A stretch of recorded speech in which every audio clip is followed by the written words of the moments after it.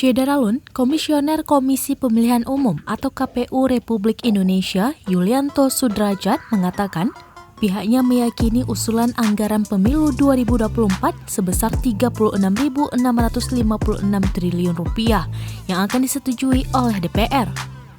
Sebab KPU telah berulang kali memaparkan secara rinci ihwal penggunaan anggaran tersebut kepada Komisi 2 DPR RI. Ia menyebut saat ini prosesnya hanya menunggu pengesahan di DPR yang akan disepakati dalam rapat bersama oleh seluruh lembaga penyelenggara pemilu dan Kemendagri.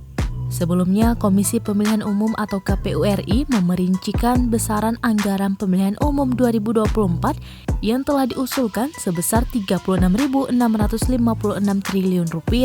Kemudian untuk tahun 2023 sebesar Rp23.857 triliun dan pada tahun 2024 Rp44.737 triliun.